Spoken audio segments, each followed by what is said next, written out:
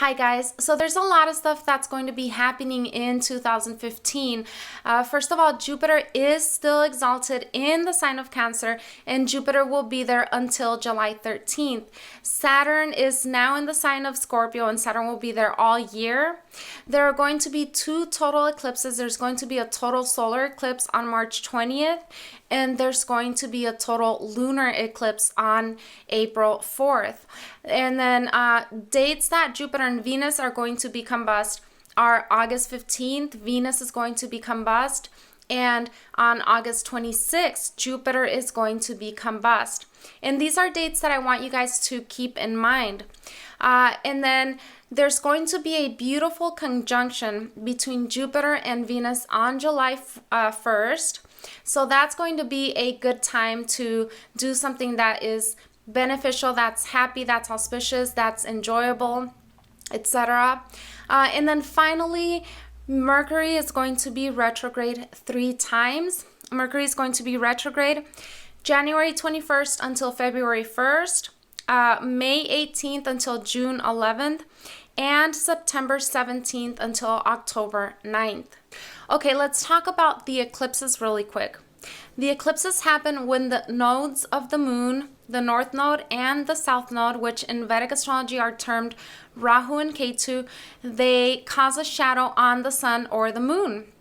So the sun and the moon represent our mind and our soul. So what ends up happening is there's a shadow that covers our soul, it covers our mind.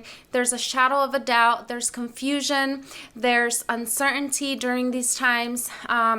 We don't see things clearly. We don't really see where we're going. Things are like kind of, dawn and dusk. Things are shady. Things are shadowy. Things are smoky. So during these times, during an eclipse, we want to avoid anything auspicious, especially on the day of the eclipse. And if you can help it, don't go outside that day, but most importantly, do not look at the eclipse. Following an eclipse, pay attention to the nakshatra that the eclipse takes place. This year, the solar eclipse is going to take place in the nakshatra of Hasta, and the lunar eclipse is going to take place in the nakshatra of Uttara Bhadrapada. So what you guys want to do is remember these nakshatras, and following 3 to 6 months after the eclipse, do not do anything important. Do not get married. Do not purchase a house. Do not sign a large contract, etc. Do not do anything that's very important when a planet is transiting these two nakshatras. Now, eclipses usually do not affect everyone equally. Most people will not have a planet in the nakshatra that the eclipse takes place, but some of us do have planets in those nakshatras. So check your natal chart, check your Vedic astrology birth chart, and see if you have any natal planets in the nakshatra of Hasta, which happens in the sign of Virgo. This is between 10 degrees and 23 degrees, 20 minutes of Virgo. And check to see if you have a planet in the nakshatra of Uttara Bhadrapada. And this one takes place in the sign of Pisces between 3 degrees 20 minutes of Pisces to 16 degrees 40 minutes of Pisces. So if you guys have any planets in Pisces or Virgo, then the significations of those planets or whatever houses they rule or whatever natural qualities that these planets signify may tend to get affected by the eclipse, but the effect will be more pronounced if your planet happens to fall in one of these nakshatras. Okay, so the other 2 dates for you guys to keep in mind are the dates that Venus and Jupiter are combust. These 2 planets are the most beneficial planets in astrology.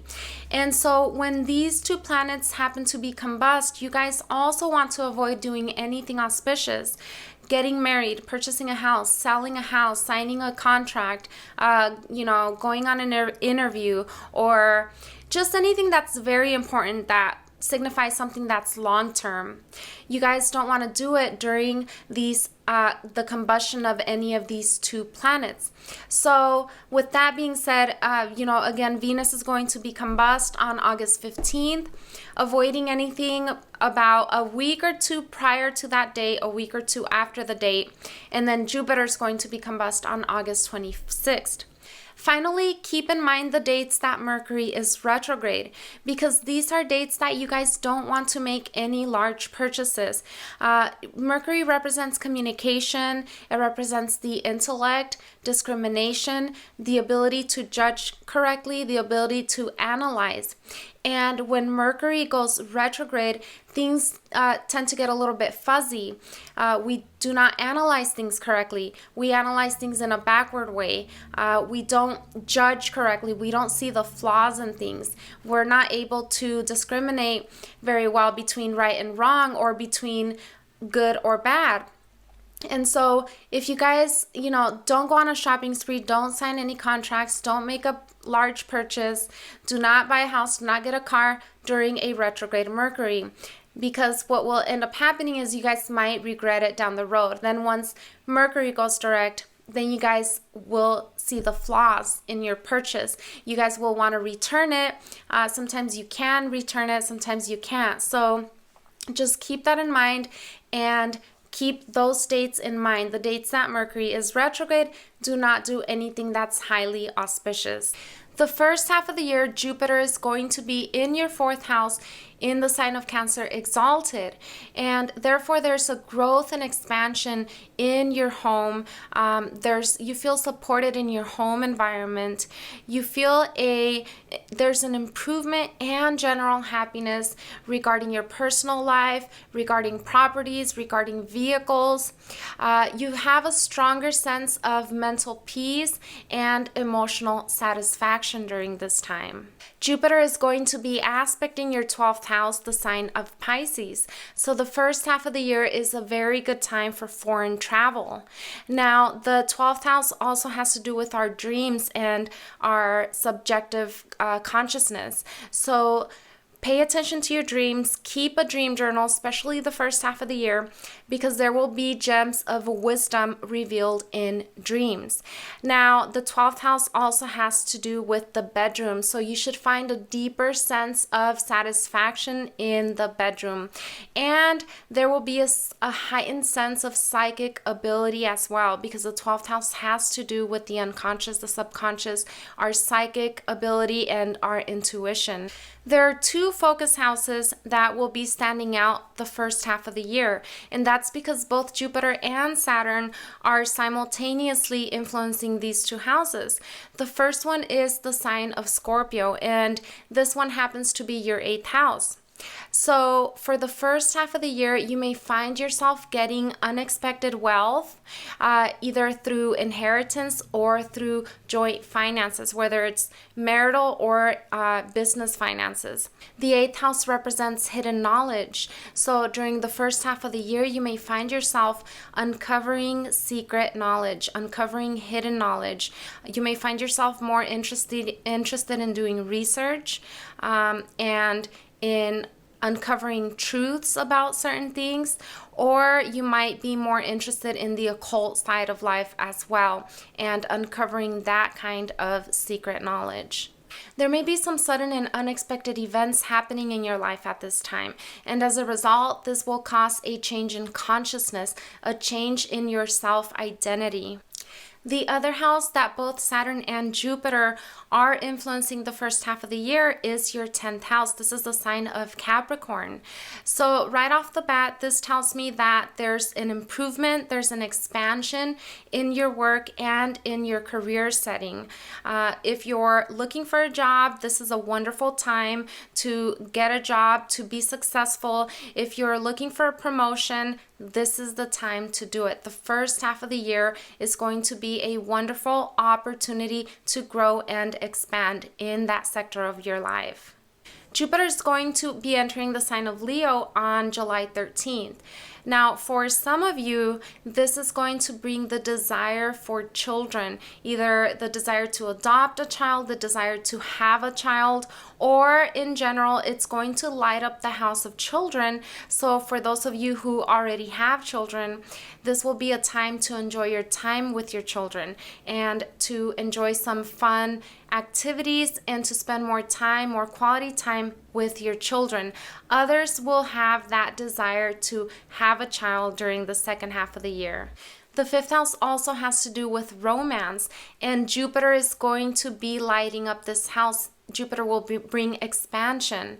So there will be some romance in your life during the second half of the year. For those of you who may not already be in a relationship, that may be a time where you will finally meet someone and you'll experience that love, that infatuation, going on dates, entertaining yourselves. The fifth house has to do with entertainment, enjoyment, fun.